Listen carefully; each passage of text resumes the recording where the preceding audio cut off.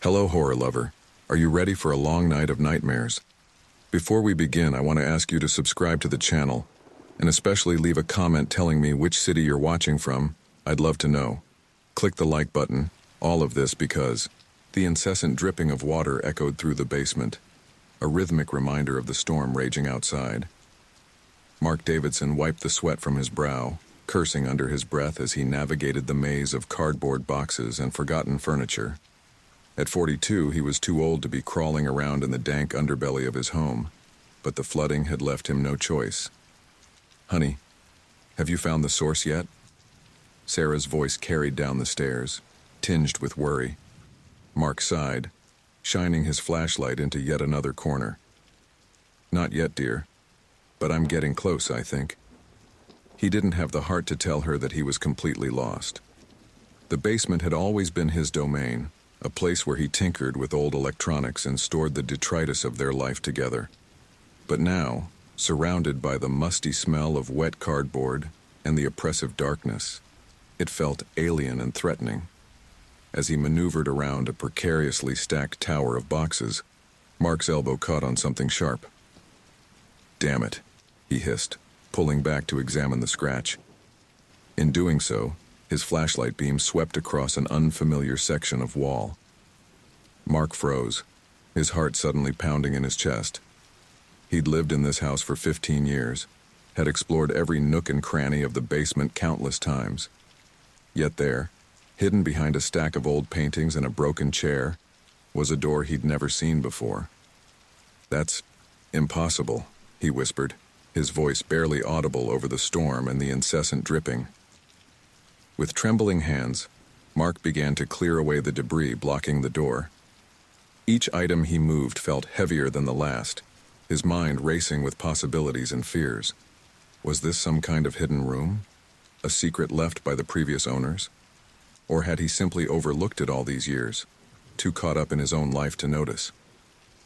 As the last obstacle was cleared away, Mark stood before the door, his flashlight illuminating its ancient wood.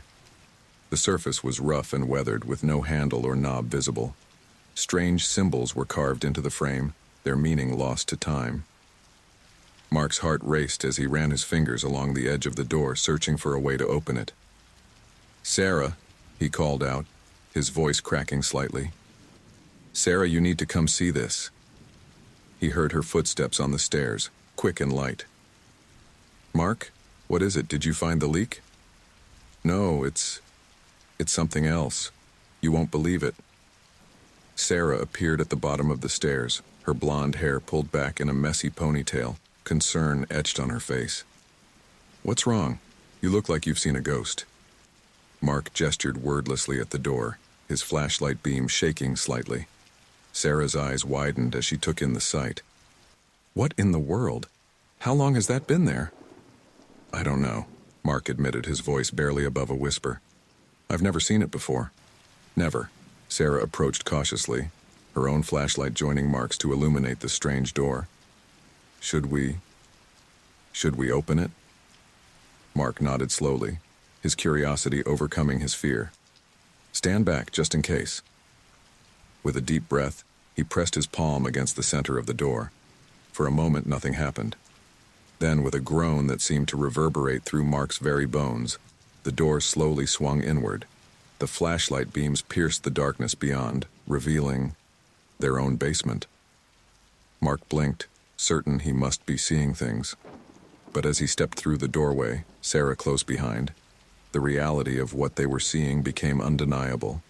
It was an exact replica of the basement they had just left, down to the stacks of boxes and the puddles of water on the floor.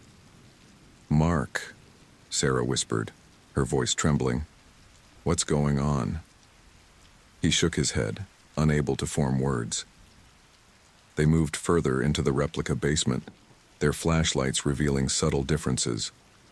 The water stains on the ceiling formed slightly different patterns. A box labeled "Christmas Decorations" sat where Mark knew he had stored old tax returns. "This is impossible," Sarah muttered, her free hand gripping Mark's arm tightly. "We need to go back.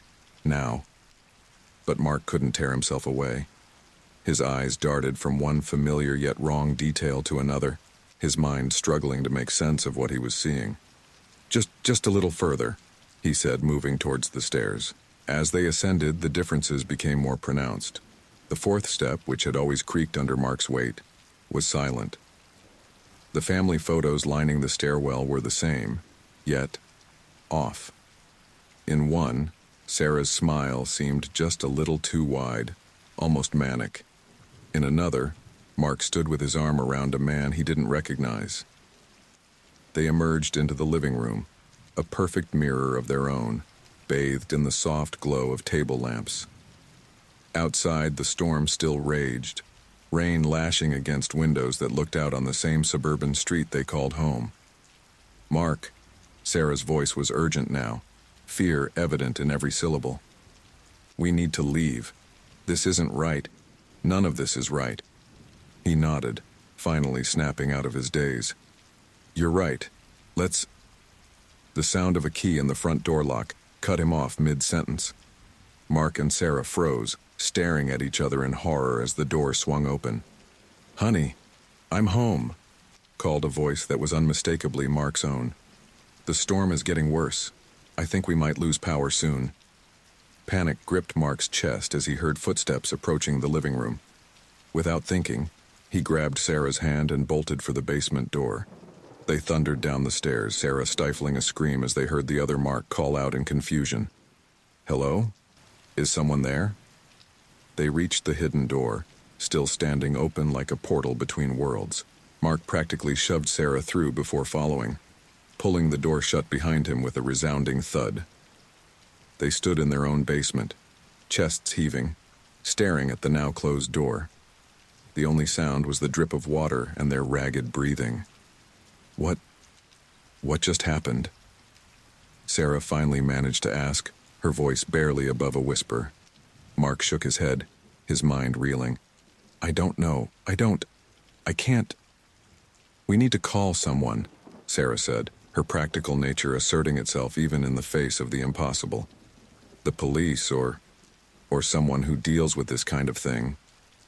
Mark barked out a laugh that held no humor. "And tell them what?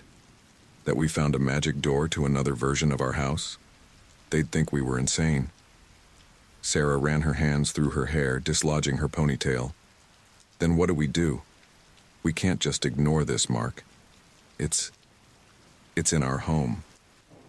Mark stared at the door, his mind racing. Part of him wanted to pretend this had never happened, to go back upstairs and lose himself in the mundane problems of a leaky basement. But a larger part, a part he didn't fully understand, yearned to open that door again, to explore the mysteries that lay beyond. "We keep it to ourselves," he said finally, turning to face his wife.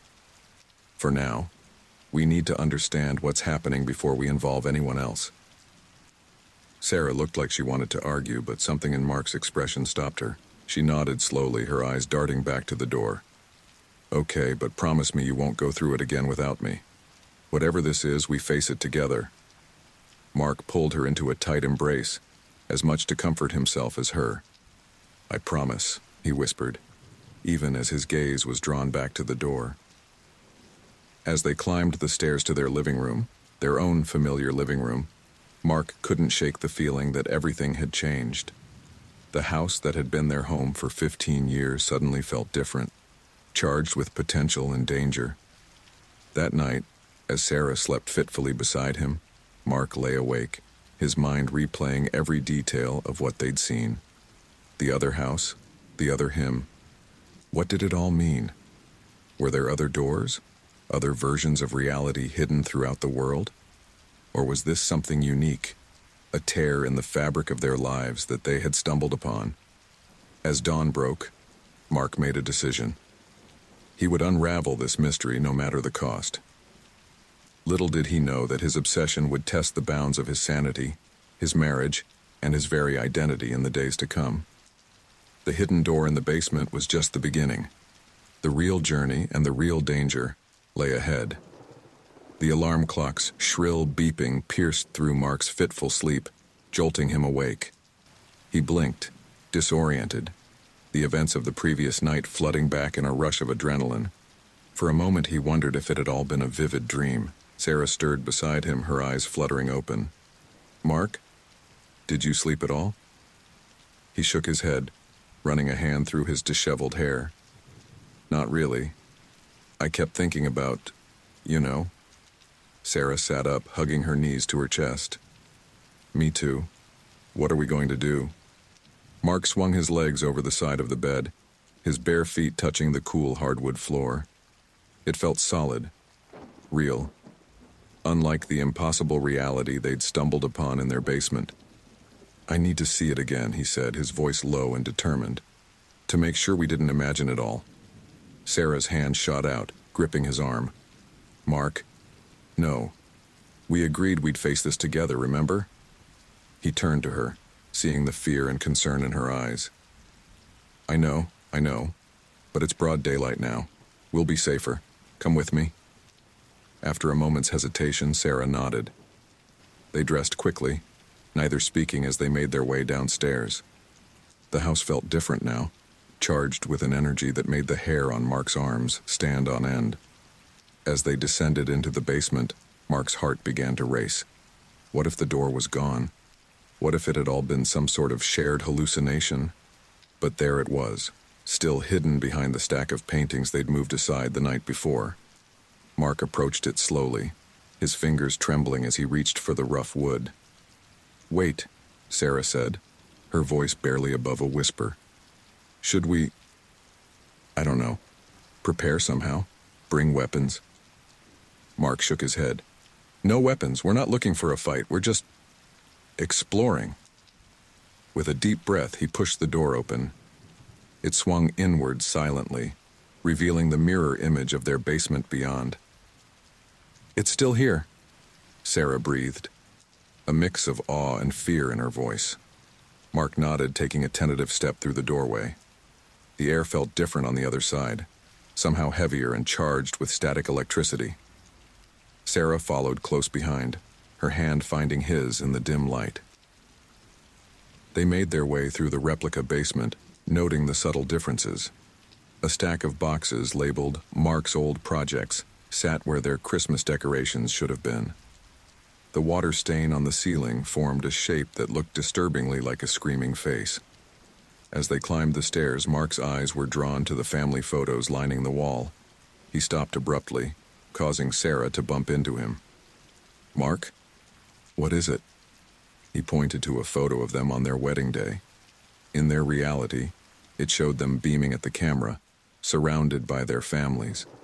Here, the smiles seemed forced, and Sarah's parents were noticeably absent. "It's wrong," Mark muttered. "Everything's just wrong." They emerged into the living room, sunlight streaming through the windows. Outside, the world looked normal, the same suburban street, the same neighbors' houses. But inside, the differences were more pronounced. The furniture was arranged differently, with an oversized leather armchair dominating the space where their cozy love seat should have been. The walls, which Sarah had painstakingly painted a warm beige in their home, were a stark white here. "Look at this," Sarah said, picking up a framed photo from the mantel.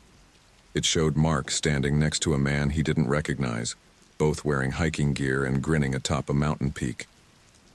"I've never been mountain climbing," Mark said, his brow furrowed. "And I don't know who that guy is." They moved through the house, each room revealing new discrepancies. In the kitchen, the refrigerator was covered in takeout menus and bills, a far cry from the tidy space Sarah maintained in their reality. "Mark," Sarah said, her voice tight with emotion, "I don't like this. It feels like we're intruding, like we're violating someone's privacy." He nodded, understanding her discomfort, but unable to quell his burning curiosity. "Just a little longer. I want to check upstairs." As they climbed to the second floor, the differences became even more pronounced. The spare room, which they used as a home office in their reality, was set up as a nursery here. Sarah gasped, her hand flying to her mouth. "Mark, do you think—" He shook his head, unable to process the implications. They had been trying for a baby for years without success. The sight of the cheerful yellow room, complete with a crib and changing table, sent a pang of longing through his chest. They moved on to the master bedroom, which was nearly unrecognizable. Gone were the matching bedside tables and the plush carpet they'd splurged on. Instead, the room was sparse, almost utilitarian, with a single king-sized bed and bare walls. Mark's attention was drawn to a desk in the corner, covered in papers and an open laptop. Despite Sarah's protests, he approached it, his eyes scanning the documents strewn about.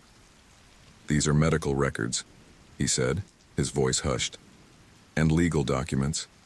It looks like divorce papers." Sarah grabbed his arm, pulling him away. "Mark, stop. We shouldn't be looking at these. This isn't our life." But Mark couldn't tear his eyes away. He caught glimpses of phrases that chilled him to the bone. Irreconcilable differences, custody arrangement, psychological evaluation. A sound from downstairs made them both freeze. The front door opened, followed by footsteps and voices. "Shit," Mark hissed, panic rising in his chest. "We need to get out of here." They rushed down the hallway, but Mark stopped abruptly at the top of the stairs.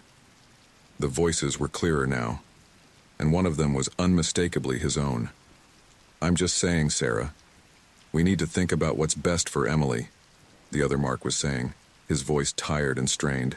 "Don't you dare use our daughter as a bargaining chip," came the reply, in a voice that was Sarah's but colder than Mark had ever heard it. He turned to his wife, seeing the shock and horror mirrored in her eyes. They had a child here? They were getting divorced? The sound of footsteps on the stairs jolted them into action. They raced back to the master bedroom, closing the door as quietly as possible. "The basement," Sarah whispered urgently. "We need to get back to the basement." Mark nodded, his mind racing. They couldn't go back the way they came. They'd be seen for sure. He scanned the room, his eyes landing on the window. "Fire escape," he said, moving towards it. "We can climb down and go in through the basement doors." Sarah looked dubious but nodded. They slid the window open as voices grew louder in the hallway. Mark helped Sarah out onto the metal platform before following, pulling the window shut behind him. They descended as quickly and quietly as they could, the metal creaking ominously beneath their feet. As soon as they reached the ground, they darted around to the back of the house, finding the external basement doors. Mark's hands shook as he pulled them open, revealing the stairs down into the darkness. They stumbled down, their eyes adjusting to the gloom. The hidden door stood open, a rectangle of deeper darkness against the shadowed wall. They practically dove through it, Mark pulling it shut behind them with a resounding thud. They stood in their own basement, chests heaving, staring at each other in stunned silence. What was that?" Sarah finally managed, her voice trembling. Mark shook his head, unable to form words. The implications of what they'd seen and heard were too overwhelming to process. "We need to block this door," Sarah said suddenly, her voice gaining strength. "Board it up, push furniture in front of it, whatever it takes." But even as she spoke, Mark felt a pull towards the door. The mysteries it held, the glimpse into a life that could have been, or might still be, it was intoxicating. "No," he said, surprising himself with the firmness in his voice. "No, we can't just ignore this, Sarah. Don't you see? This could be the key to understanding everything, our choices, our future, the very nature of reality itself." Sarah stared at him, disbelief and fear warring in her expression. "Mark, listen to yourself. This isn't some scientific discovery. It's dangerous. We almost got caught in there. And the things we saw. Do you really want to know more about that life? About a world where we're divorced and miserable?" Mark ran a hand through his hair, frustration building. "But that's just it, Sarah. Why are they divorced? What choices led to that? And they have a daughter, Emily. Don't you want to know about her?" "No," Sarah shouted, her voice echoing in the basement. "No, I don't want to know about a child we don't have and a life we're not living. This isn't healthy, Mark. We need to let this go." They stood in tense silence, the weight of their discovery hanging between them. Finally, Mark spoke, his voice low and determined. I can't let it go, Sarah. I'm sorry, but I can't. There's too much to learn, too much at stake. I promise I'll be careful, but I need to explore this further. Sarah's shoulders slumped in defeat.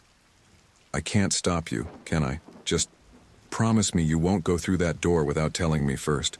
Promise me you'll be safe. Mark pulled her into a tight embrace, feeling her tremble against him. I promise, he whispered, even as his eyes were drawn back to the hidden door. As they climbed the stairs to their living room, their real living room, Mark's mind was already racing with plans. He would approach this methodically, scientifically.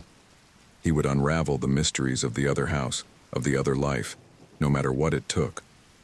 Little did he know that his obsession would test the bounds of his sanity, his marriage, and his very identity in the days to come. The hidden door in the basement was just the beginning. The real journey, and the real danger, lay ahead. Mark jolted awake, his heart racing and sweat beading on his forehead. The digital clock on the nightstand glowed an accusatory 3:17 a.m. He'd been dreaming of the other house again, of corridors that stretched endlessly and rooms that shifted and changed when he wasn't looking. Beside him, Sarah stirred. Another nightmare? She murmured, her voice thick with sleep. Yeah, Mark whispered, swinging his legs over the side of the bed. Go back to sleep. I'm just going to get some water. But as he padded downstairs, he knew sleep was the furthest thing from his mind. His feet carried him, almost of their own volition, to the basement door. He hesitated for a moment, Sarah's warnings echoing in his head. But the pull was too strong to resist. The basement was cool and damp, the silence broken only by the soft hum of the water heater. Mark made his way to the hidden door, his fingers trembling as he reached for the rough wood. He'd promised Sarah he wouldn't go through without telling her, but surely just a quick look wouldn't hurt. The door swung open silently, revealing the mirror image of his basement beyond. Mark stepped through, his heart pounding in his chest. The air felt different here, charged with an energy that made his skin tingle. He made his way upstairs, moving as quietly as possible. The house was dark and still, but he could sense the presence of the other Mark and Sarah sleeping just above him. The thought sent a shiver down his spine. In the living room, Mark's attention was drawn to a desk in the corner, a new addition since his last visit.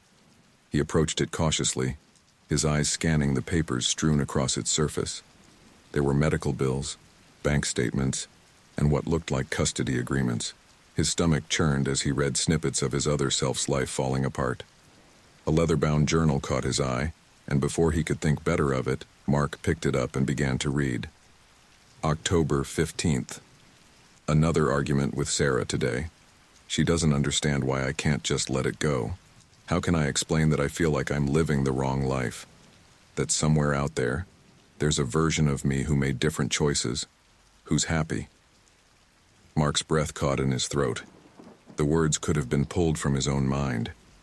He flipped through more pages, drinking in the details of this other life, so similar yet so different from his own. A creak on the stairs made him freeze. Heart pounding, he quickly replaced the journal and ducked behind a curtain.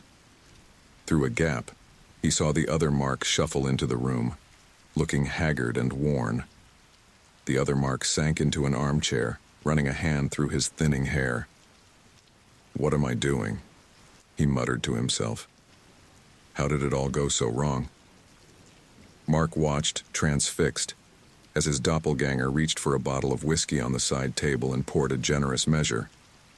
The sight filled him with a mix of pity and fear. Was this his fate in this reality? After what felt like hours, the other Mark finally stumbled back upstairs. Mark waited a few more minutes before emerging from his hiding place, his mind reeling from what he'd witnessed. He made his way back to the basement and through the hidden door, collapsing on the floor of his own reality. The weight of what he'd seen pressed down on him, making it hard to breathe.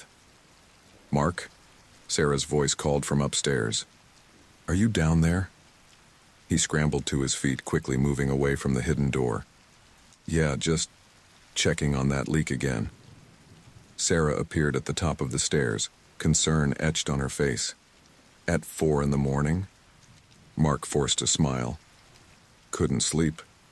Thought I might as well be productive. She didn't look convinced, but nodded slowly. Come back to bed. You need to rest. As he followed her upstairs, Mark's mind was already racing with plans to return, to learn more about this other life and the choices that led to it. The next few days passed in a blur. Mark went through the motions at work, his thoughts constantly drifting to the hidden door and the mysteries that lay beyond. His colleagues noticed his distraction, but he brushed off their concerns with vague excuses about home repairs and sleepless nights. One afternoon, as he stared blankly at his computer screen, his boss, Dave, approached his desk. Mark, got a minute? Mark blinked, forcing himself to focus. Sure, Dave. What's up? Dave's brow furrowed with concern. You seem a bit off lately. Is everything okay at home? For a wild moment, Mark considered telling him everything. About the door, the other reality, the growing obsession. Instead, he forced a smile. Just some trouble sleeping. Nothing to worry about. Dave didn't look convinced. You know, we have an employee assistance program if you need to talk to someone. No shame in getting help if you need it. Mark nodded, a lump forming in his throat. Thanks, Dave. I'll keep that in mind. As soon as Dave walked away, Mark's thoughts drifted back to the other house. He'd been sneaking down to the basement every night, exploring further each time. He'd discovered a study that didn't exist in his own house, filled with books on quantum physics and parallel universes. The other Mark seemed obsessed with the idea of multiple realities, an obsession that was quickly becoming Mark's own. That evening, as he and Sarah ate dinner in silence, she finally broached the subject they'd both been avoiding. You went through the door again, didn't you? Mark's fork clattered to his plate. What? No, Sarah's eyes flashed with anger and hurt. Don't lie to me, Mark. I can see it in your face. You're there even when you're here. He slumped in his chair, the fight draining out of him. I'm sorry, I need to understand. Understand what? Sarah's voice rose. That there's another version of us out there? So what? That's not our life, Mark. This is. Right here. Right now. Mark stood abruptly, his chair scraping against the floor. You don't get it. This could change everything we know about reality, about the choices we make. Sarah stood as well, her hands clenched at her sides. The only choice that matters is the one you're making right now. You're choosing that thing over us, over me. Her words hit him like a physical blow. Sarah, no. That's not... I love you. You know that. She shook her head, tears welling in her eyes. Do I? Because the man I married wouldn't be obsessing over some impossible other life. He'd be here, with me, living this one. Mark reached for her, but she stepped back. I need some air, she said, her voice barely above a whisper. Don't wait up. As the front door closed behind her, Mark sank back into his chair, his head in his hands. He knew Sarah was right, knew that his obsession was tearing them apart. But the pull of the other reality was too strong to resist. That night, as Sarah slept fitfully beside him, Mark crept down to the basement once more. He told himself it would be the last time, that after tonight he'd board up the door and forget it ever existed. But as he stepped through into the other reality, he knew it was a lie. The mysteries of this place had sunk their hooks into him, and he wasn't sure he wanted to break free. He made his way to the study, pulling books from the shelves and poring over the other Mark's notes. Phrases jumped out at him. Quantum entanglement, multiverse theory, consciousness as a quantum phenomenon. As dawn broke, Mark finally tore himself away, stumbling back through the hidden door and up to his own bedroom. Sarah was already up, getting dressed for work. She took one look at him and shook her head. I can't do this anymore, Mark, she said, her voice flat and resigned. I'm going to stay with my sister for a while. I think we both need some space to figure things out. Mark wanted to argue, to beg her to stay, but the words stuck in his throat. He watched, helpless, as she packed a bag and walked out the door. As the sound of her car faded away, Mark sank to the floor, his back against the bed. He should have felt devastated, should have run after her. Instead, all he felt was a terrible, yawning emptiness, and beneath it, the insistent pull of the other reality. He knew he should call Sarah, should try to fix things, but as he stood, his feet carried him not to the phone, but back down to the basement, to the hidden door that promised answers to questions he hadn't even known to ask. As he reached for the handle, a small voice in the back of his mind whispered a warning, but it was drowned out by the roar of curiosity, of obsession, of the need to understand the impossible world that lay just on the other side of that door. Mark stepped through, leaving behind the wreckage of his life in this reality. Whatever lay ahead, whatever price he had to pay, he knew he couldn't stop now. The mystery of the other house had become his whole world, and he was willing to lose everything to unravel it. The house was eerily quiet without Sarah. Mark sat at the kitchen table, staring at his phone, willing it to ring. It had been 3 days since she left, and the silence was becoming unbearable.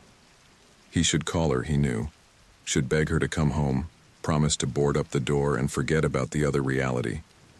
But every time he reached for the phone, his hand froze mid-air. Instead, he found himself drawn back to the basement, to the hidden door that had become both his obsession and his escape. Tonight was no different. As the clock struck midnight, Mark descended the stairs, his heart racing with anticipation and guilt. The door swung open silently, revealing the now familiar mirror image of his basement. Mark stepped through, the air around him crackling with that strange, static energy he'd come to associate with this other world. He made his way upstairs, moving with the confidence of someone who knew every creaky floorboard, every shadowed corner. The house was dark and still, the other Mark and Sarah presumably asleep upstairs. Or perhaps in this reality, Sarah had left too. Mark pushed the thought aside, focusing instead on his destination, the study. He'd spent hours in this room over the past few days, poring over books and notes on quantum physics and parallel universes. Tonight he was determined to find something, anything that would justify his obsession. As he entered the study, his eyes were drawn to the desk. A leather-bound journal sat in the center, one he hadn't seen before. With trembling hands, Mark picked it up and began to read. April 17th. I've done it. After years of research, countless failed experiments, I've finally proven the existence of parallel realities. The door in the basement is the key. It's a gateway, a bridge between worlds. But the implications... God, the implications are terrifying. Mark's breath caught in his throat. This was it. Proof that he wasn't crazy, that the other Mark had been researching this phenomenon too. He flipped through more pages, his eyes devouring every word. May 3rd. The changes are subtle at first. A misplaced object. A conversation you don't remember having.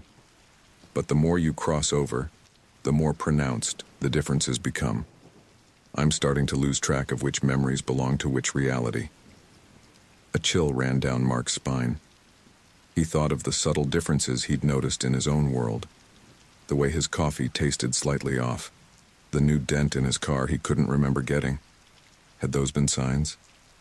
June 10th. Sarah's noticed the changes. She says I'm not the man she married anymore. She's right, of course. I'm not. I'm a composite now, a patchwork of selves from countless realities. I should stop. I know I should stop. But I can't. The pull is too strong. Mark's hands shook as he read the last entry, dated just a week ago. July 22nd. I've gone too far. The lines between realities are blurring. I'm losing myself. If anyone finds this, please, for the love of God, seal the door. Destroy it if you can. Some knowledge isn't meant for us. Some lines shouldn't be crossed. The journal slipped from Mark's numb fingers, hitting the desk with a dull thud. His mind reeled, trying to process what he'd read. The other Mark had known, had experienced the same obsession, the same gradual loss of self, and he'd warned against it. A creak from the hallway snapped Mark back to reality. He froze, listening intently. Footsteps, slow and deliberate, were approaching the study. Panic seized him. He looked around frantically for a hiding place, but the footsteps were too close. The door handle turned, and Mark found himself face to face with himself. The other Mark stood in the doorway, looking haggard and wild-eyed. For a moment, they stared at each other in shocked silence. "I knew you'd come," the other Mark finally said, his voice hoarse. "I've been waiting for you." Mark took a step back, his heart pounding. I don't understand. How did you know?" The other Mark laughed, a hollow, mirthless sound. "Because I was you once, standing right where you are, reading that journal, thinking I'd found the key to the universe." He stepped into the room, closing the door behind him. Mark noticed with growing unease that the other Mark was holding something behind his back. "What happened to you?" Mark asked, trying to keep his voice steady. "The journal. It said you'd gone too far." The other Mark's eyes clouded with pain and regret. "I did. We did. Every version of us in every reality where that damn door exists. We couldn't resist the temptation. And now we're all paying the price." He brought his hand forward, revealing a revolver. Mark's blood ran cold. "What are you doing?" he asked, his voice barely above a whisper. The other Mark raised the gun, his hand shaking. "Ending it. Breaking the cycle. It's the only way." Mark raised his hands, taking another step back. "Wait, please. We can figure this out. We can seal the door like you said in the journal."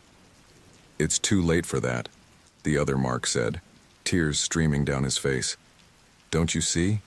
We're already lost. Every time we cross over, we leave pieces of ourselves behind. We're not whole anymore. We're not us." Mark's mind raced, searching for a way out. "But you're Sarah, your daughter. What about them?" The other Mark's face contorted in anguish. "They're gone. They left months ago. Couldn't stand what I'd become. What we've all become."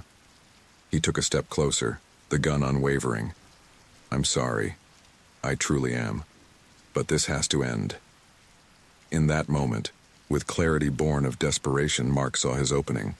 He lunged forward, grappling for the gun. They struggled, two versions of the same man fighting for control. The gun went off, the sound deafening in the small room. For a heartbeat, neither moved. Then the other Mark stumbled back, a red stain blooming on his chest. No, Mark muttered, catching his doppelganger as he fell. "I didn't mean to. God, I'm so sorry." The other Mark gripped his arm, his eyes wide with urgency. "Listen to me," he gasped. "You have to end this. Seal the door. Destroy it. Before it's too late. Before you lose everything like I did." With a final shuddering breath, the other Mark went still. Mark stared down at his own face, pale and lifeless, and felt something inside him break. He didn't know how long he sat there, cradling his other self's body. But eventually, the reality of the situation penetrated his shock. He had to leave. Had to get back to his own reality before someone found him. With shaking hands, Mark searched the study, finding a box of matches. He lit one, then another, dropping them on the papers strewn across the desk. The flame caught quickly, spreading to the bookshelves. As smoke began to fill the room, Mark took one last look at his fallen self. "I'm sorry," he whispered. "I'll make this right. I promise." He stumbled out of the study and down to the basement, the smell of smoke growing stronger behind him. The hidden door stood open, a rectangle of darkness against the wall. Mark practically fell through it, slamming it shut behind him. Back in his own basement, Mark collapsed to the floor, his body racked with sobs. The events of the night played on loop in his mind. The journal, the confrontation, the gunshot. He had killed himself, had watched himself die. As dawn broke, Mark finally dragged himself upstairs. He caught sight of his reflection in the hallway mirror and froze. For a moment, he didn't recognize the man staring back at him. His eyes were haunted, his face gaunt. He looked wrong. With trembling hands, Mark reached for his phone. He dialed Sarah's number, praying she would answer. "Mark?" Her voice was wary, guarded. "It's 5 a.m. What's wrong?" "Sarah," he choked out, fresh tears spilling down his cheeks. "I need help, please. Please come home. I'll explain everything. I'll do whatever it takes. Just, please." There was a long pause, and for a heart-stopping moment, Mark thought she might hang up. Then softly, "Okay, I'm on my way." As he waited for Sarah, Mark made his way back down to the basement. He stood before the hidden door, remembering the other Mark's final words. With grim determination, he began to search for tools, for anything he could use to seal the door permanently. The obsession that had consumed him for weeks now felt hollow, tainted by the knowledge of where it led. He thought of the other Mark, of the life he had lost, of the warning he had died to deliver. "Never again," Mark whispered to the door. "It ends here. It ends now." As he heard Sarah's car pull into the driveway, Mark took a deep breath. He had a long road ahead, to rebuild trust, to reclaim his life, to find himself again. But as he climbed the stairs to meet his wife, he felt something he hadn't in weeks. Hope. The door in the basement would be sealed, the secrets it held buried forever. But the real journey, the one that truly mattered, was just beginning. The rhythmic pounding of hammer on nails echoed through the basement as Mark worked tirelessly to seal the hidden door. Sarah stood at the bottom of the stairs, her arms crossed, watching him with a mixture of concern and disbelief. "Mark," she said softly, her voice barely audible over the hammering. "Don't you think this is a bit extreme?" Mark paused, wiping sweat from his brow with the back of his hand. He turned to face his wife, his eyes haunted and rimmed with dark circles. "You don't understand, Sarah. You didn't see what I saw, what I did." Sarah took a tentative step towards him. "Then help me understand. You've been talking in circles since I got back. About other realities, about another you. Mark, you're scaring me." Mark sank to the floor, the hammer falling from his grip with a dull thud. He buried his face in his hands, his shoulders shaking with silent sobs. Sarah knelt beside him, wrapping her arms around his trembling form. "I killed him, Sarah," Mark whispered, his voice muffled and broken. "I killed myself." Sarah stiffened, her mind reeling. "What are you talking about?" Mark raised his head, his eyes meeting hers. "The other me, in the other reality. We fought. The gun went off. I watched myself die." Sarah's face paled, her grip on Mark tightening. "Mark, listen to yourself. This isn't possible. You need help, professional help." "No," Mark shouted, pulling away from her. "You think I don't know how this sounds? But it's real, Sarah, all of it. The door, the other reality, the other us, it's all real." He scrambled to his feet, moving back towards the partially sealed door. "And it has to end. I have to stop it before I lose everything, before I become him." Sarah watched, helpless, as Mark resumed his frantic work on the door. She wanted to believe him, to understand. But the tale he was spinning was too fantastic, too terrifying to be real. As Mark hammered the final nail into place, a strange energy seemed to pulse through the basement. The air crackled with static electricity, and for a moment, Sarah could have sworn she heard whispers coming from behind the sealed door. Mark stepped back, his chest heaving. "It's done," he said, his voice hollow. "It's over." But even as the words left his mouth, a low rumble began to emanate from the sealed door. The walls of the basement began to shake, dust and debris raining down from the ceiling. "Mark!" Sarah screamed, reaching for him. "What's happening?" Before Mark could respond, a blinding light erupted from the edges of the sealed door. It engulfed them both, and Sarah felt herself falling, spinning, being torn apart and reassembled. When the light faded, Sarah found herself standing in a familiar, yet alien kitchen. The layout was the same as their own, but the details were all wrong.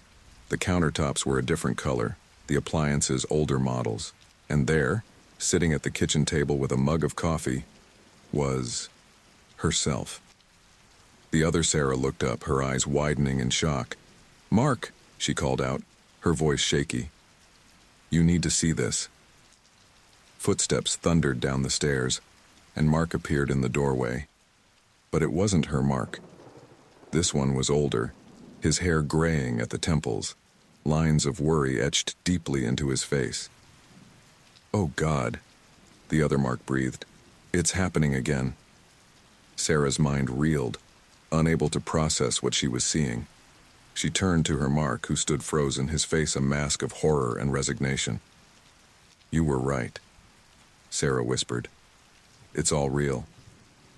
The other Mark approached them cautiously, his hands raised as if approaching wild animals. "You shouldn't be here," he said, his voice low and urgent. "You have to go back. Now." "We can't," Mark replied, his voice breaking. "I sealed the door. I thought I was ending it." The other Sarah stood, moving to stand beside her husband. "You can never end it," she said softly. "We've tried. So many times, in so many realities, it always finds a way." A child's voice called from upstairs, sending a jolt through both Sarahs. "Mom? Dad? What's going on?" The other Sarah called back, her voice strained but steady. "Everything's fine, Emily. Stay upstairs, okay?" Sarah felt her knees go weak. Emily. The daughter they had always wanted but never had. She was real here. Mark's hand found hers, squeezing tightly. "What do we do now?" he asked, addressing his other self. The other Mark ran a hand through his graying hair. "We need to find a way to send you back. If you stay here too long, the fabric of both realities will start to unravel." As if on cue, the house began to shake again. Pictures fell from walls, glasses shattered in cabinets. Outside, car alarms began to blare. "It's starting already," the other Sarah said, fear evident in her voice. "We're running out of time." The other Mark nodded grimly. "The study, my research, it might have a way to reopen the connection between realities." They made their way to the study, the house continuing to shake around them. Sarah gasped as they entered the room. It was filled with complex equipment, screens displaying equations she couldn't begin to understand, and in the center, a familiar-looking door. "You rebuilt it," Mark said, his voice a mixture of awe and accusation. The other Mark nodded. "I had to understand it, to try and control it." He moved to a computer, his fingers flying over the keyboard. "I think I can create a temporary bridge back to your reality, but it's risky. If it fails, we cease to exist," Sarah finished, understanding dawning on her face. The other Sarah approached her, taking her hands. "Listen to me," she said urgently. "When you get back, don't make our mistakes. Don't let curiosity consume you. Live your life. Love each other. That's all that matters in the end." Sarah nodded, tears streaming down her face. She looked at the other Mark, saw the years of pain and regret etched into his features. "What about Emily?" she asked softly. The other Mark's face softened. "She's the one good thing to come out of all this. Our anchor in the storm." A loud crack echoed through the house, and the shaking intensified. "It's now or never," the other Mark shouted over the noise. He threw a switch, and the door in the center of the room began to glow. Sarah could see their own basement shimmer into view beyond it. "Go," the other Sarah yelled, "before it's too late." Mark grabbed Sarah's hand, pulling her towards the glowing door. They locked eyes with their other selves one last time, seeing a lifetime of choices, both made and unmade, reflected back at them. Then they stepped through, the light engulfing them once more. They landed hard on the concrete floor of their own basement, the sealed door before them crumbling to dust. The shaking subsided, leaving them in eerie silence. Mark and Sarah clung to each other, their breath coming in ragged gasps. They had seen the impossible, had glimpsed a life that could have been theirs. The weight of it all threatened to crush them. "Sarah," Mark said finally, his voice hoarse. "I'm so sorry," For all of it. I never meant... Sarah pressed a finger to his lips, silencing him. I know, she said softly. I understand now. But it's over. We're home. They stood slowly, supporting each other as they made their way upstairs. The house, their house, stood quiet and unchanged, as if nothing extraordinary had happened.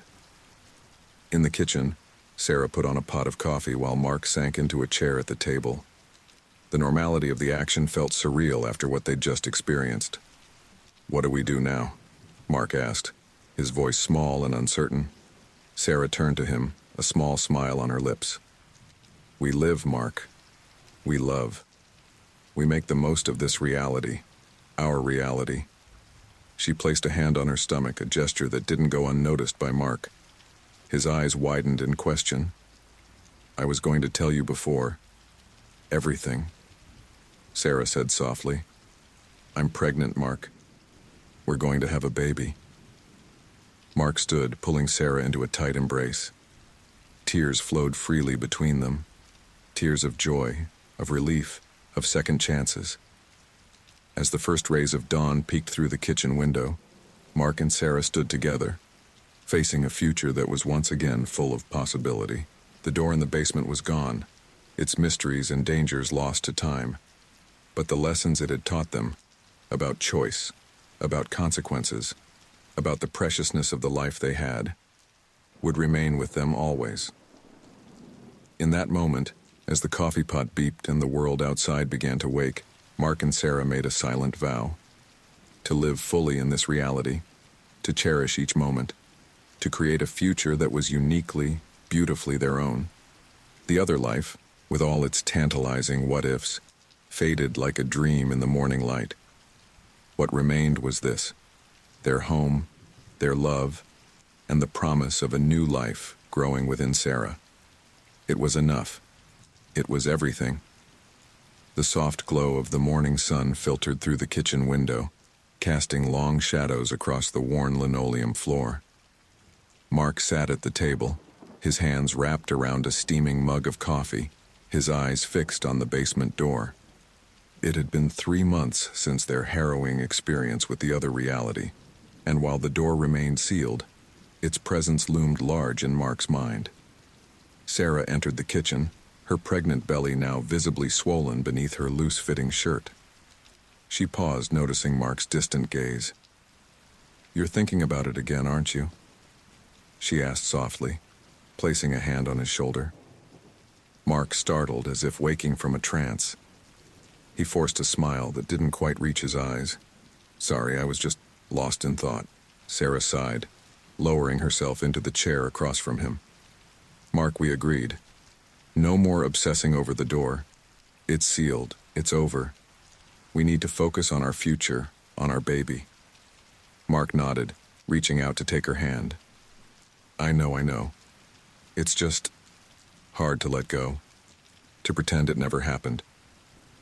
A flicker of understanding passed across Sarah's face. I get it. I have nightmares too, you know, about the other us, about Emily. But we can't let it consume us. We have to move forward. As if on cue, a sharp knock at the front door made them both jump. Mark's coffee mug clattered to the floor, shattering into pieces. I'll get it, Sarah said, pushing herself up from the table. You clean that up. Mark nodded, kneeling to gather the ceramic shards. He heard Sarah open the door, followed by a gasp that made his blood run cold. Mark, Sarah called, her voice tight with barely controlled panic. You need to come here, now. Heart pounding, Mark rushed to the front door. What he saw there made him stumble back in shock. Standing on their porch, looking haggard and wild-eyed, was himself. The other Mark's gaze darted between them, a mix of relief and desperation on his face. Thank God, he breathed. I found the right one. Sarah's hand found Mark's, gripping it tightly. This isn't possible, she whispered. We sealed the door. We ended it. The other Mark shook his head, a bitter laugh escaping his lips. You can never end it. It always finds a way. May I come in? It's not safe out here. Mark hesitated, every instinct screaming at him to slam the door shut. But curiosity, that damnable curiosity that had started this whole mess, won out. He stepped aside, allowing his doppelganger to enter. They moved to the living room, an awkward triangle of tension and unasked questions. The other Mark paced restlessly, his eyes continually darting to the windows as if expecting some unseen threat to materialize. "How are you here?" Mark finally asked, breaking the tense silence. "Our door was destroyed." The other Mark stopped pacing, fixing them with a haunted stare. "The doors are just access points. The connection between realities. It's always there, just beneath the surface. I've learned to navigate it, to find the weak spots." Sarah's hand unconsciously moved to her belly, a protective gesture that didn't go unnoticed by the other Mark. His eyes widened in recognition. "You're pregnant," he said softly. "Just like my Sarah was before." He trailed off, pain etching deep lines in his face. Mark felt a chill run down his spine. "Before what?" he demanded. The other Mark sank into an armchair, suddenly looking much older than his years. "Before it all went wrong. Before the realities started to bleed into each other. Before we lost everything trying to understand it." Sarah leaned forward, her voice gentle but firm. "Why are you here? What do you want from us? What do you—" The other Mark's gaze snapped to her, intensity burning in his eyes. "To warn you. To stop you from making the same mistakes we did. The door may be sealed, but the knowledge, the temptation, it's still there, isn't it?" Mark felt exposed, his earlier thoughts about the door laid bare. "How did you know?" "Because I was you," the other Mark replied. "In every reality where that damn door exists, we can't let it go. We keep pushing, keep searching for answers, and it always ends in tragedy." A heavy silence fell over the room as the weight of his words sank in. Sarah was the first to speak, her voice trembling slightly. "What happened to your Sarah? To your baby?" The other Mark's face crumpled, tears welling in his eyes. "We thought we could control it, use the door to create a better life for our child, but the more we crossed over, the more unstable the realities became. One day, I came back and they were just gone. As if they'd never existed." Mark felt the blood drain from his face. He looked at Sarah, saw the fear in her eyes, and knew she was imagining the same horrific scenario. "So what do we do?" Mark asked, his voice barely above a whisper. "How do we stop it?" The other Mark leaned forward, his eyes boring into theirs. "You have to forget. Completely. Not just seal the door, but erase all memory of its existence. It's the only way to break the cycle." Sarah shook her head, disbelief clear on her face. "That's impossible. How can we just forget something like this?" The other Mark reached into his jacket, pulling out a small vial filled with clear liquid. "I've spent years developing this. It selectively erases memories related to the door and the other realities. One dose, and it'll be like none of this ever happened." Mark stared at the vial, a war of emotions raging within him. The thought of forgetting everything, of losing this incredible, terrifying knowledge, felt like a betrayal of everything he'd experienced, but the alternative. "How do we know this isn't some trick?" he asked, suspicion creeping into his voice. "How do we know you're really here to help us?" The other Mark's shoulders sagged, a look of utter defeat crossing his face. "You don't. You can't. But ask yourself this. What do I have to gain by lying? I've lost everything. My Sarah, my child, my entire reality. All I have left is the hope that somewhere, in some reality, we get it right." Sarah stood abruptly, moving to stand by the window. Her hand rested on her swollen belly as she gazed out at the quiet suburban street. "If we do this," she said softly, "if we forget, will our baby be safe?" The other Mark nodded solemnly. "As safe as any child can be in this world. Free from the burden of knowledge that destroyed so many other realities." Mark joined Sarah at the window, wrapping an arm around her shoulders. They stood in silence for a long moment, watching a group of children ride by on bicycles, their laughter carrying on the warm summer air. "We have to do it," Sarah finally said, turning to face Mark. "For our child. For us." Mark nodded, feeling a strange mix of relief and loss wash over him. He turned to his other self, who was watching them with a look of desperate hope. "How does it work?" Mark asked, gesturing to the vial. The other Mark stood, approaching them slowly. "You drink it before going to sleep. When you wake up, all memories of the door and the other realities will be gone. Your minds will fill in the gaps with mundane explanations." He held out the vial, his hand shaking slightly. "Are you sure about this?" Mark looked at Sarah, saw the determination in her eyes, and knew there was only one choice. He took the vial, feeling its weight in his hand. "What about you?" Sarah asked the other Mark. "What happens to you after this?" A sad smile crossed his face. "I'll move on. Keep searching for other realities where we made the same mistake. Try to set things right." As the sun began to set, casting long shadows across the living room, Mark and Sarah stood facing their impossible visitor. The vial sat on the coffee table between them, its contents shimmering in the fading light. "Thank you," Mark said to his other self, "for giving us a chance at a normal life." The other Mark nodded, tears glistening in his eyes. "Make it count. Love each other. Cherish every moment with your child. Live the life we should have had." With those final words, he turned and walked out the front door. Mark and Sarah watched from the window as he made his way down the street, his figure blurring and fading until he vanished completely, as if he'd never been there at all. That night, as crickets chirped outside and a warm breeze rustled the curtains, Mark and Sarah lay in bed, the vial on the nightstand between them. "Are we really doing this?" Sarah whispered, her hand entwined with Mark's. Mark nodded, his throat tight with emotion. "For our future, for our child." They each took a small sip of the clear liquid, its taste oddly sweet and familiar. As sleep began to overtake them, Mark pulled Sarah close, breathing in her scent, committing this final moment of awareness to memory. "I love you," he murmured. "In this reality, and every other." Sarah's reply was soft, already tinged with sleep. "I love you too. Always." As consciousness faded, Mark felt the memories of the door, of the other realities, begin to slip away like sand through an hourglass.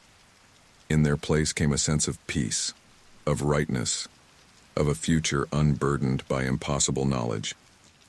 The last thing Mark saw before sleep claimed him was Sarah's face, peaceful and glowing in the soft moonlight. And he knew, with absolute certainty, that this reality, this life, this love, was all he would ever need. The morning sun streamed through the bedroom window, casting a warm glow across Mark's face. He stirred, blinking away the remnants of a dream he couldn't quite remember. Something about doors and other worlds, but the details slipped away like water through his fingers. Sarah's side of the bed was empty, the sheets cool to the touch.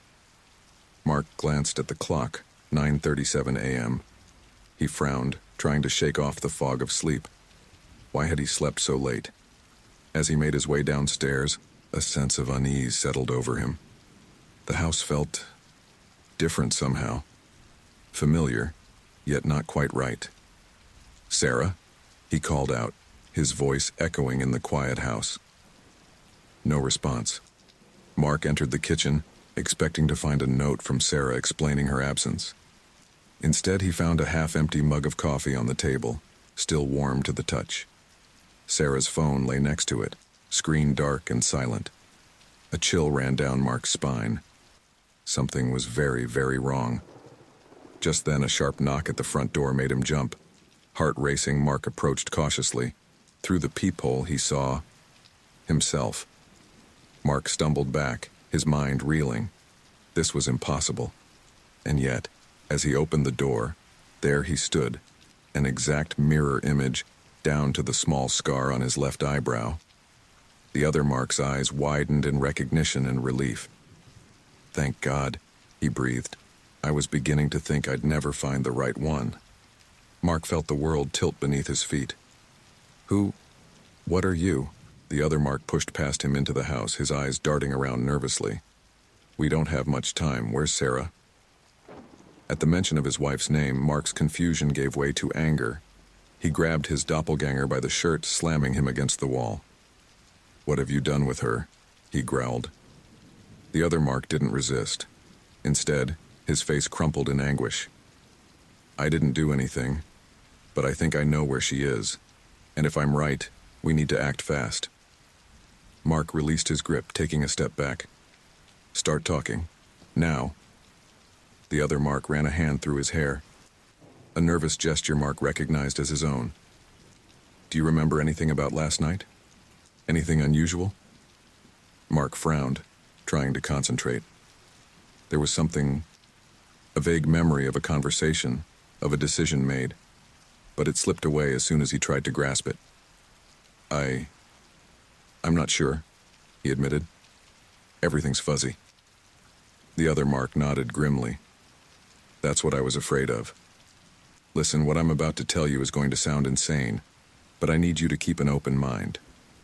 Our realities, yours and mine, they're connected. There are doors, gateways between worlds, and I think Sarah may have crossed over into my reality. Mark stared at his double, waiting for the punchline. When none came, he shook his head in disbelief. You're right. That does sound insane. I know how it sounds, the other Mark said, his voice urgent. But deep down you know something's not right. You can feel it, can't you? The wrongness in the air? Mark wanted to deny it, to dismiss this madman who wore his face, but he couldn't shake the feeling that there was truth in those words.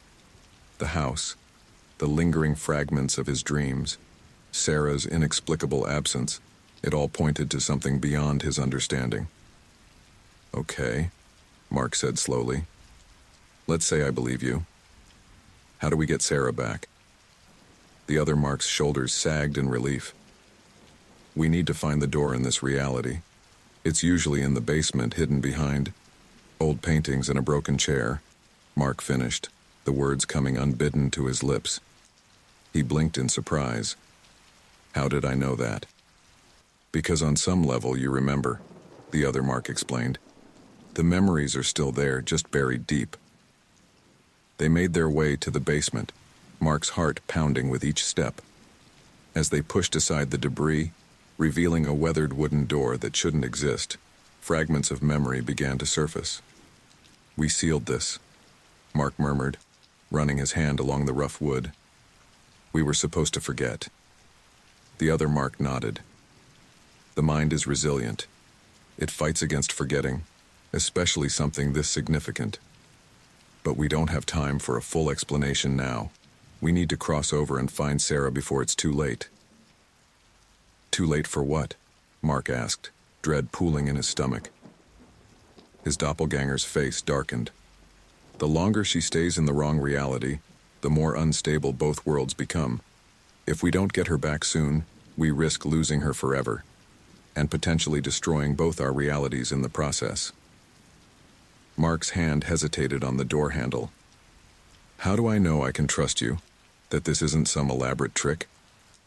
The other Mark met his gaze, and in those familiar eyes, Mark saw a depth of pain and loss that took his breath away. Because I've already lost everything, he said softly. My Sarah, my unborn child, my entire world. All I have left is the hope that I can save someone else from that fate.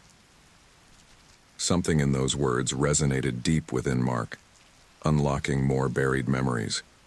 He saw flashes of another life, of choices made and unmade, of a love that transcended reality itself.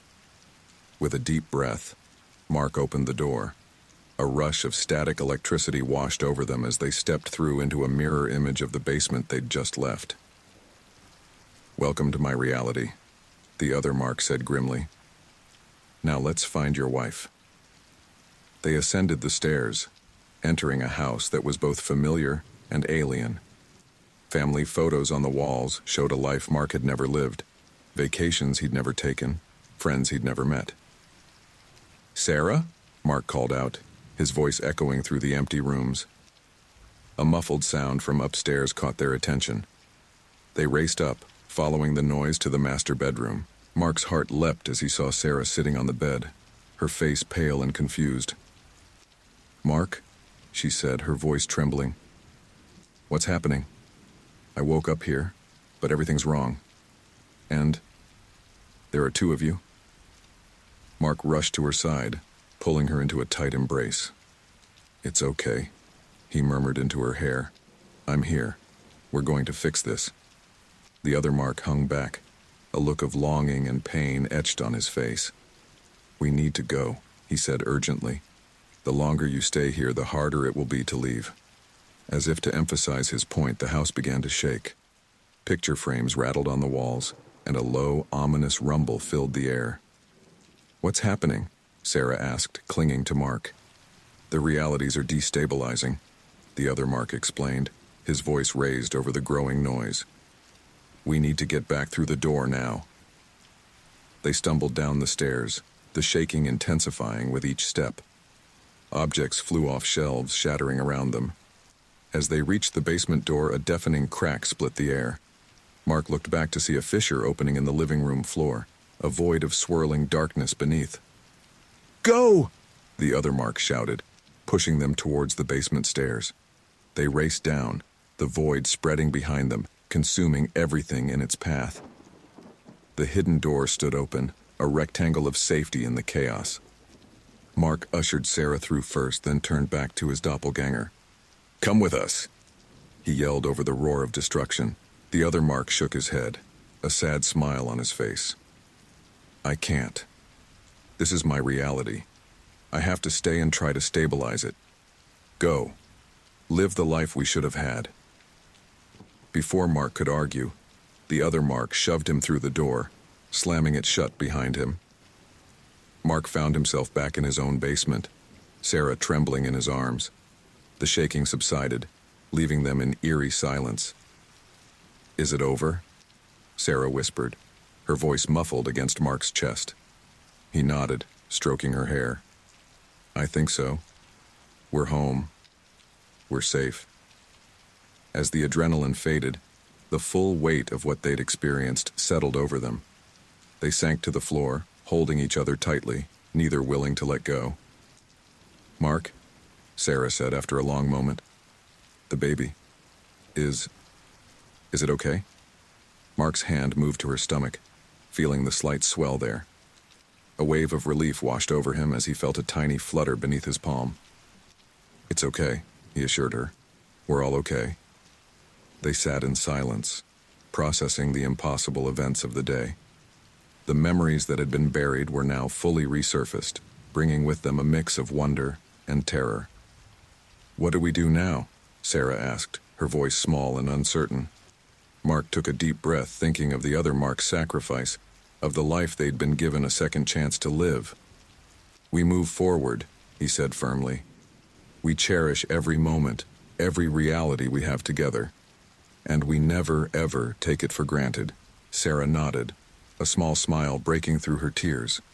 "Together," she agreed, "in this reality and every other." As they made their way upstairs, leaving the sealed door and its impossible possibilities behind, Mark felt a profound sense of gratitude wash over him. They had been given a rare gift, a glimpse of what could have been, and the chance to choose their own path. The future stretched out before them, full of ordinary moments and everyday miracles.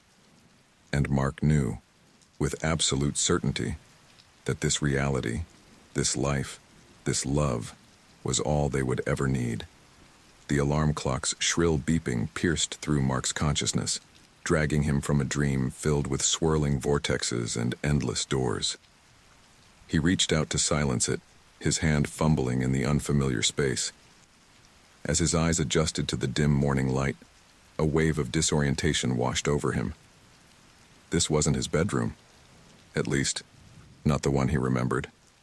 The walls were a soft blue instead of the warm beige he and Sarah had chosen. The furniture was different, sleeker, more modern than their usual taste. And the woman stirring beside him. "Morning, honey," Sarah mumbled, her voice thick with sleep. But as Mark turned to look at her, his breath caught in his throat. This Sarah was different. Her hair was shorter, streaked with premature gray. Fine lines crinkled around her eyes that held a weariness he'd never seen before. "Sarah?" he whispered, his voice trembling slightly. She propped herself up on one elbow, concern etching her features.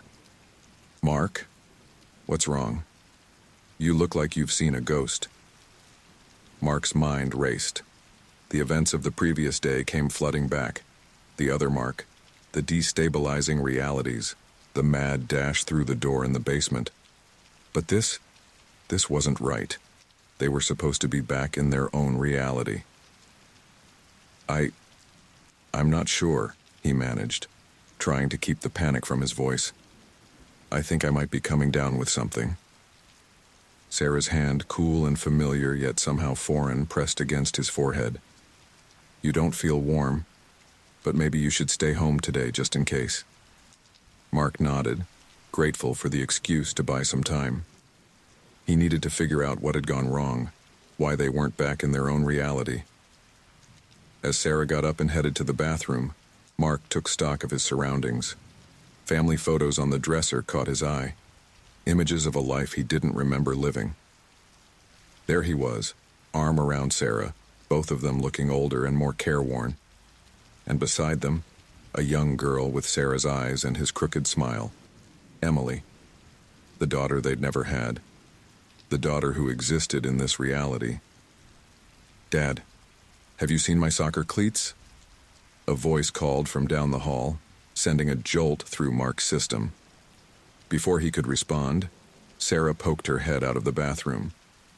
"Check the laundry room, sweetie, and hurry up, you'll be late for school." Mark's head spun. This was all wrong. They weren't supposed to be here. They were supposed to be back in their own reality, with their own lives, their own version of events. But as he looked around this room, at the life built here, a small voice in the back of his mind whispered, "Is this really so bad?" He shook off the thought, forcing himself to focus. He needed to find the door, to get them back where they belonged. But first he had to play along, to avoid raising suspicion until he could figure out a plan. Mark made his way downstairs, each step into this foreign yet familiar house sending a ripple of unease through him. In the kitchen, he found Sarah at the stove, expertly flipping pancakes while simultaneously checking something on her phone. "Mom, Dad, I'm going to be late." Emily burst into the kitchen, a whirlwind of preteen energy. She grabbed a pancake off the stack, shoving it into her mouth as she hopped on one foot, trying to tie her shoe. Slow down," Sarah chided gently. "You'll choke. Mark, can you drive her? I've got that early meeting I told you about."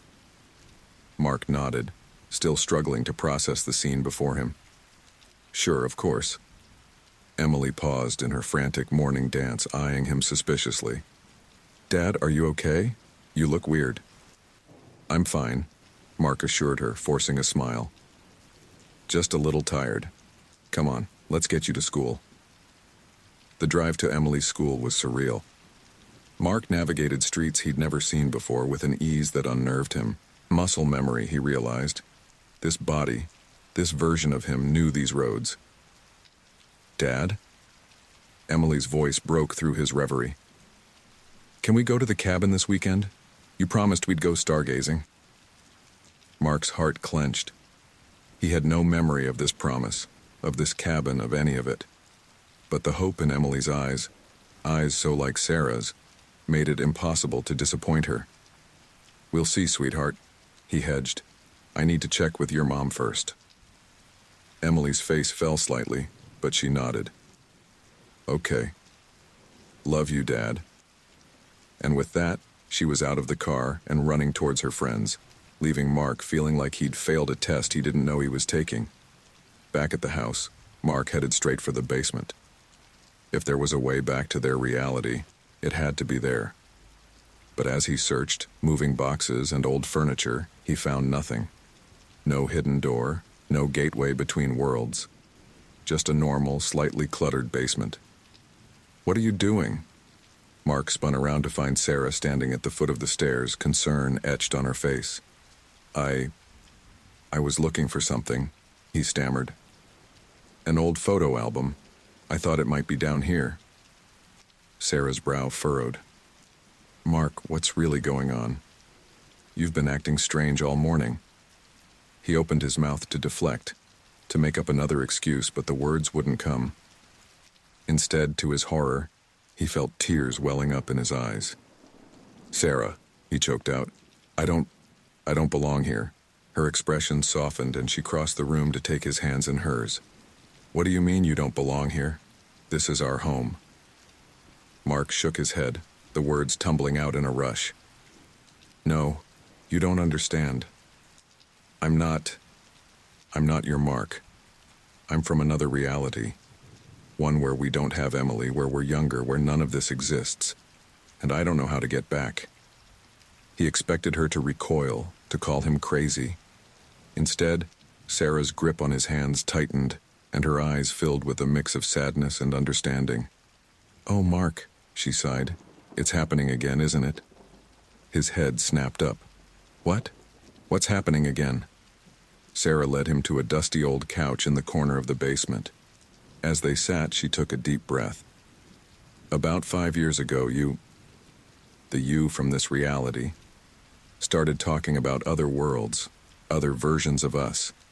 You became obsessed with the idea that we were living the wrong life, that there was a better version out there somewhere."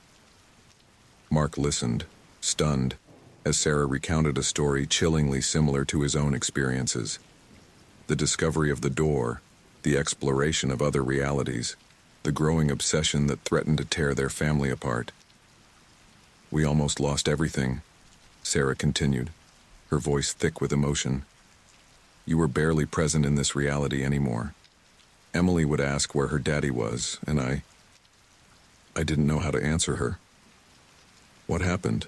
Mark asked, dreading the answer. "We found someone who could help, a scientist who understood what was happening. She developed a treatment, a way to suppress the memories of the other realities, to keep you anchored here." Mark's mind reeled. A treatment?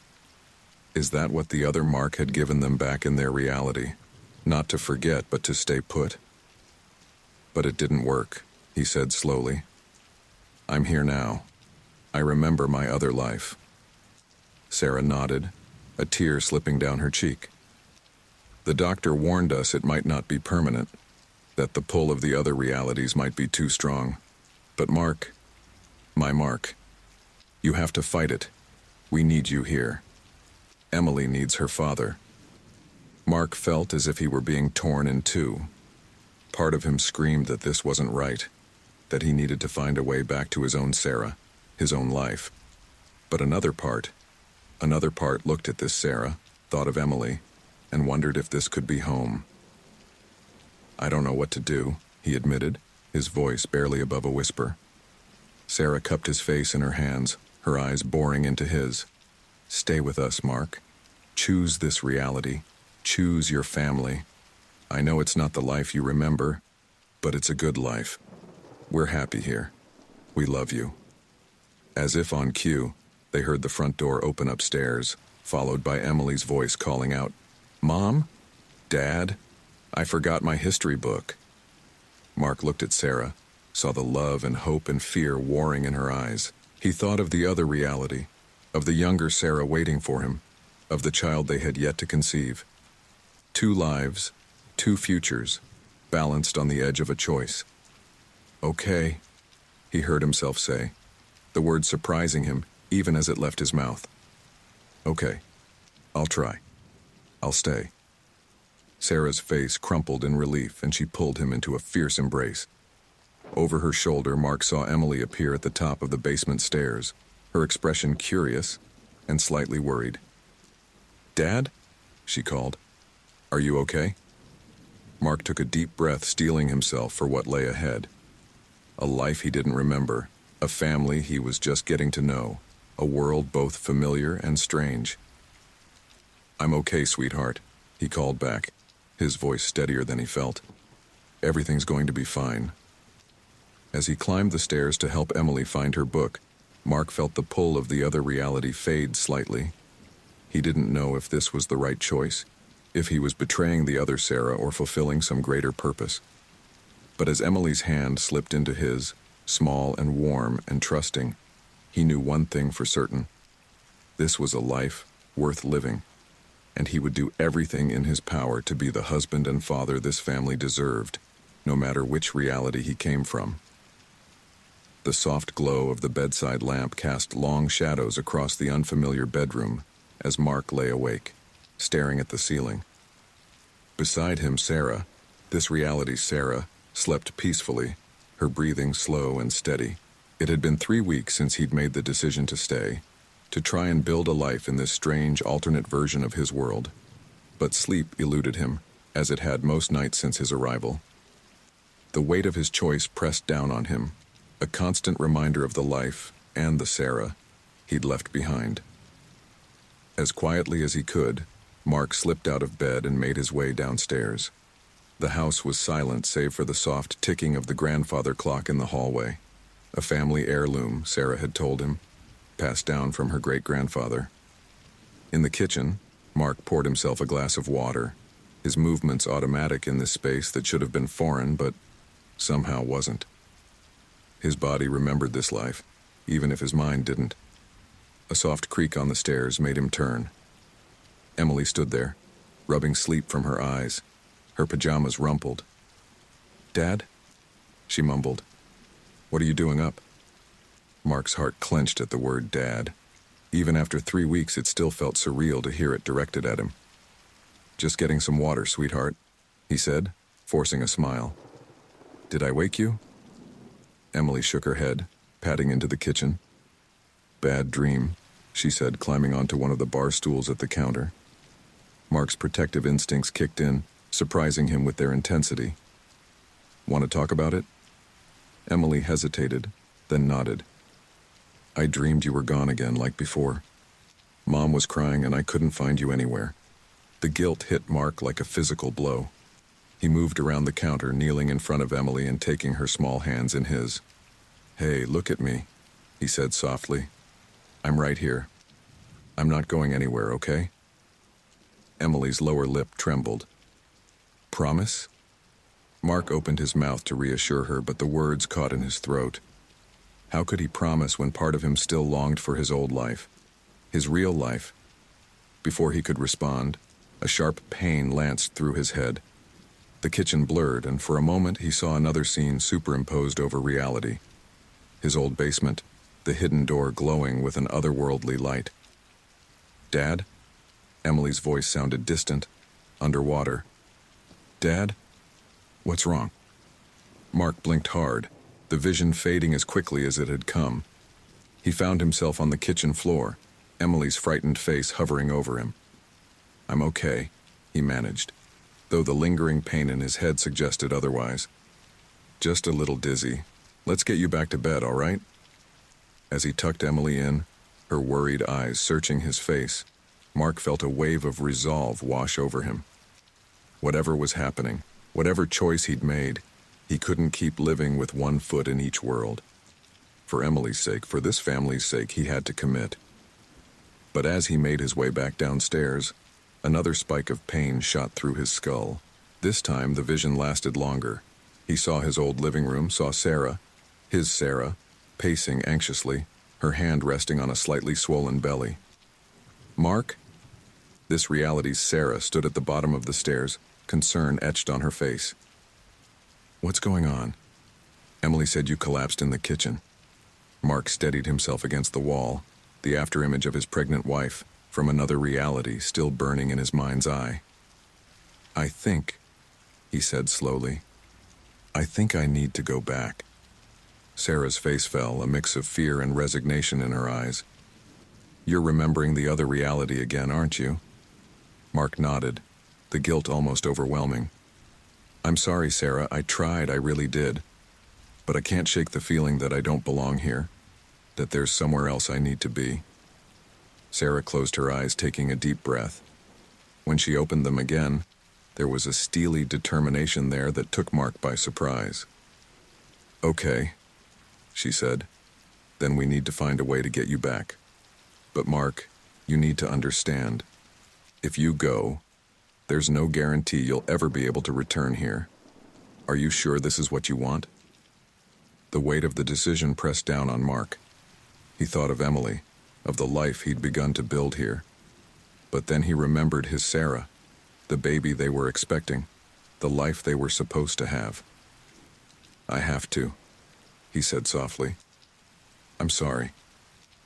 Sarah nodded, her lips pressed into a thin line. "Then we need to go to the basement. There's something I haven't shown you."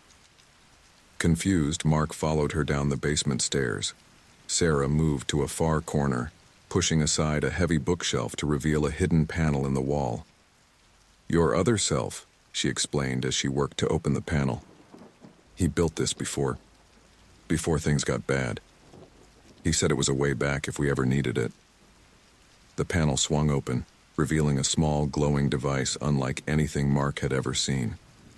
It hummed with an energy that made the hair on his arms stand on end. "What is it?" he asked, reaching out to touch it. Sarah caught his hand. "It's a gateway, or at least that's what he called it. Mark, are you absolutely sure about this? Once you activate it, there's no turning back." Mark stared at the device, feeling the pull of it in his very bones. This was it. His way home. But the cost. "What about Emily?" he asked, his voice barely above a whisper. Sarah's eyes filled with tears. I'll tell her you had to go away for a while. That you loved her very much, but there were people who needed you even more." Mark pulled Sarah into a tight embrace, feeling her shoulders shake with silent sobs. "I'm so sorry," he murmured into her hair. "I wish things could be different." "I know," she said, pulling back to look at him. "But you don't belong here, Mark. I've known it since the moment you arrived. You need to go back to your Sarah, to your life." With shaking hands, Mark reached for the device. As his fingers brushed its surface, the basement around him began to blur and shift. "Sarah!" he called out, suddenly panicked. "How do I—" But his words were cut off as the world dissolved into a swirling vortex of light and sound. Mark felt himself being pulled apart and reassembled, every atom of his being screaming in protest. And then, as suddenly as it had begun, it was over. Mark found himself sprawled on a familiar concrete floor, the musty scent of his old basement filling his nostrils. He sat up slowly, his head pounding, and looked around. Everything was exactly as he remembered it. The stacked boxes, the old water heater, and there in the far corner the hidden door that had started it all. "Mark?" Sarah's voice, his Sarah's voice, called from upstairs. "Is that you down there?" Heart pounding, Mark scrambled to his feet. "Sarah, I'm here." He heard her footsteps racing down the stairs, and then she was there, her eyes wide with disbelief and hope. "Oh my God," she breathed, taking in his disheveled appearance. "It's really you. You're back." Mark crossed the space between them in 2 long strides, pulling her into his arms. He breathed in her scent, felt the slight swell of her stomach pressed against him, and knew with absolute certainty that he was home. "I'm so sorry," he murmured, his voice choked with emotion. "I never should have left. I never should have opened that damn door in the first place." Sarah pulled back, her hands cupping his face. "What happened? Where have you been? It's been months, Mark. I thought I'd lost you forever." The reality of the time difference hit Mark like a physical blow. Months? But he'd only been gone for weeks in the other reality. "It's a long story," he said, running a hand through his hair. "But I promise, I'll tell you everything. Right now, I need to know that you're okay, that the baby's okay." Sarah nodded, a small smile breaking through her tears. "We're fine, both of us. But Mark, what are we going to do about that?" She gestured towards the hidden door, still visible in the corner. Mark turned to look at it, feeling a mixture of fear and resolve wash over him. "We end it," he said firmly. "Once and for all. No more doors, no more other realities. Just us, here, now." Sarah squeezed his hand. "Together?" Mark nodded, pulling her close. "Together. Always." As they stood there in the basement, the hidden door looming in the background, Mark felt the weight of his experiences in both realities settling over him. He had seen what could have been, had lived a life that wasn't his, and had chosen to return. The road ahead wouldn't be easy. He knew there would be nightmares, doubts, moments when the pull of the other world would feel overwhelming.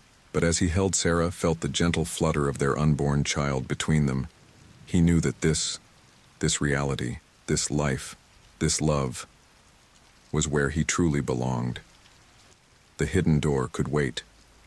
For now, all that mattered was this moment, this homecoming, and the future they would build together, in this reality, and this reality alone. The early morning sun filtered through the kitchen window, casting a warm glow on the worn linoleum floor. Mark sat at the table, his hands wrapped around a steaming mug of coffee, his eyes fixed on the basement door. It had been a week since his return from the other reality, and the weight of his experiences hung heavy on his shoulders. Sarah entered the kitchen, her pregnant belly now visibly swollen beneath her loose-fitting shirt. She paused, noticing Mark's distant gaze. "You're thinking about it again, aren't you?" she asked softly, placing a hand on his shoulder. Mark startled, as if waking from a trance. He forced a smile that didn't quite reach his eyes. "Sorry, I was just lost in thought." Sarah sighed, lowering herself into the chair across from him. "Mark, we need to talk about this.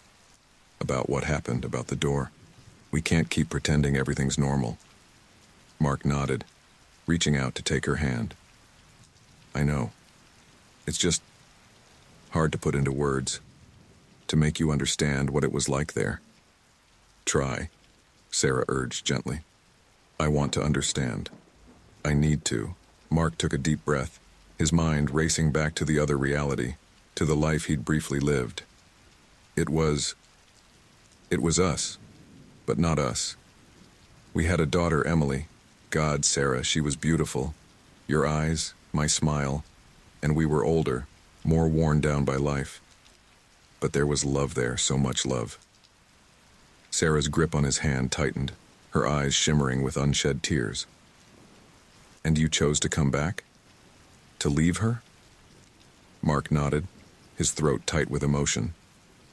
"She wasn't really mine, not in the way that matters. And you, the other you, she knew I didn't belong there. In the end, she helped me find a way back." A heavy silence fell between them, broken only by the soft ticking of the kitchen clock. Finally, Sarah spoke, her voice barely above a whisper. "Do you regret it? Coming back?" Mark's head snapped up, his eyes meeting hers. "No," he said firmly. "Never. This is where I belong, Sarah. With you, with our baby. But what?" Sarah prompted, a hint of fear creeping into her voice. Before Mark could respond, a sharp knock at the front door made them both jump. They exchanged a puzzled glance. It was barely 7 a.m., far too early for casual visitors. "I'll get it," Mark said, rising from his chair. He made his way to the front door, a sense of unease growing with each step. As he opened it, the words of greeting died on his lips. Standing on the porch, looking haggard and wild-eyed, was himself. "Thank God," the other Mark breathed. "I found the right one." Mark stumbled back, his mind reeling. This couldn't be happening, not again. "Sarah," he called out, his voice tight with panic. "You need to see this." He heard her footsteps approaching, then a sharp intake of breath as she took in the scene before her. "Oh my God," she whispered. "Mark, what's going on?" The other Mark's gaze darted between them, a mix of relief and desperation on his face. "Please," he said. "I need your help. It's Emily. She's in danger." Mark felt his heart clench at the mention of the daughter he'd left behind. What do you mean she's in danger? What's happened? The other Mark ran a hand through his disheveled hair, his eyes wild. The realities are collapsing. The boundaries between worlds are breaking down. If we don't do something soon, everyone, will cease to exist. Sarah stepped forward, her hand protectively cradling her belly. How is that possible? Mark sealed the door. It's over. The other Mark shook his head, a bitter laugh escaping his lips.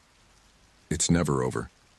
The connections between realities, they're always there, just beneath the surface. And now they're tearing apart. Mark felt a chill run down his spine. He thought of Emily, of the other Sarah, of the life he'd glimpsed and left behind. What can we do? He asked, even as a part of him screamed that this wasn't his problem, wasn't his world to save. The other Mark's shoulders sagged with relief.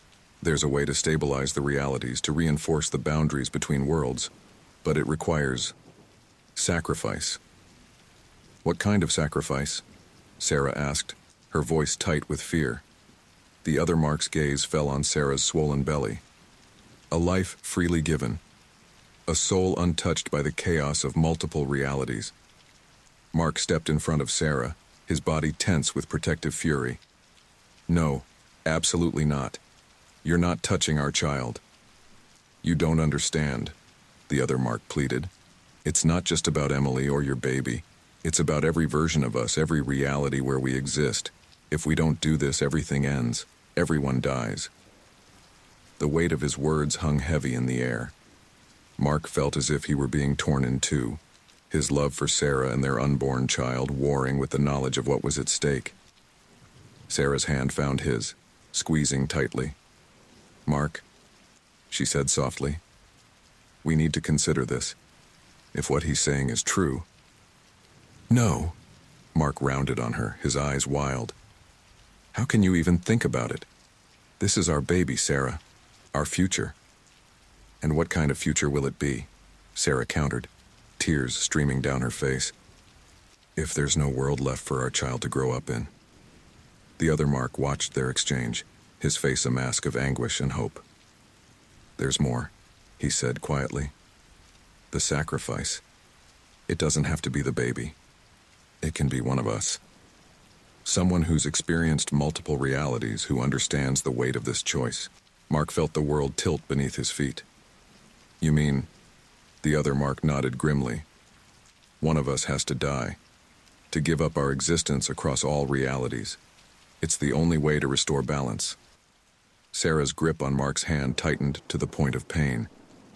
No, she said firmly. There has to be another way. I can't lose you. Not again. Mark's mind raced, trying to process the impossible choice before him. Stay here, with Sarah and their unborn child, and doom countless other realities to destruction. Or sacrifice himself, ensure the safety of Emily and every other version of their family, but leave Sarah alone to raise their child. How do we know this will work? He asked the other Mark, his voice hoarse. How can we be sure? The other Mark's eyes met his, and in them, Mark saw a depth of pain and resolve that took his breath away. We can't be. Not entirely. But I've seen what happens if we do nothing. Trust me, this is the only way. Mark turned to Sarah, saw the fear and love warring in her eyes. Sarah, he began, but she cut him off with a fierce kiss. Don't you dare, she whispered against his lips. Don't you dare say goodbye. The other Mark cleared his throat, his voice thick with emotion. It doesn't have to be you, he said. I can do it. I've already lost everything. My Sarah, my Emily. At least this way. I can give them a chance at a future, even if I'm not in it. Mark stared at his doppelganger, seeing the weight of grief and determination in every line of his face. This man, this other version of himself, was willing to sacrifice everything to save not just his world, but every world. How? Mark asked, his voice barely above a whisper. How do we do this? The other Mark reached into his pocket, pulling out a small, glowing device. This will create a temporary bridge between all realities. When it's activated, whoever holds it will be erased, their energy used to reinforce the boundaries between worlds. Sarah let out a choked sob, burying her face in Mark's chest. He held her tightly, his mind reeling with the magnitude of what was about to happen. "I'll do it," the other Mark said softly. "It's my reality that started this. It's fitting that I should be the one to end it." Mark wanted to argue, to take on the burden himself, but as he looked at Sarah, felt the gentle swell of her stomach pressed against him, he knew he couldn't leave them. Not again. Not forever. "Thank you," he managed, his voice thick with emotion. "For everything." The other Mark nodded, a sad smile playing at his lips. "Take care of them," he said. "Live the life we should have had." With trembling hands, he activated the device. The air around them began to crackle with energy, reality itself seeming to bend and warp. "I love you, Sarah," the other Mark said, his eyes fixed on a point beyond them, seeing a wife and daughter that existed only in his memory. "I love you, Emily. I'm sorry I couldn't save you, but I can save this." As the light from the device grew blindingly bright, Mark pulled Sarah close, shielding her eyes against his chest. He felt a rush of wind, heard a sound like reality itself tearing apart. And then, silence. When Mark finally dared to look, the other Mark was gone. The porch was empty, the morning sun shining peacefully as if nothing extraordinary had happened. But something had changed. Mark could feel it in the air, in the very fabric of reality around them. A sense of rightness, of balance restored. Sarah looked up at him, her face streaked with tears. "Is it over?" she whispered. Mark nodded, pulling her close. "I think so. I think he did it." As they stood there on the porch, holding each other tightly, Mark sent a silent thank you to the version of himself who had sacrificed everything to give them this chance. He vowed to make the most of it, to cherish every moment of this one precious reality they had been gifted.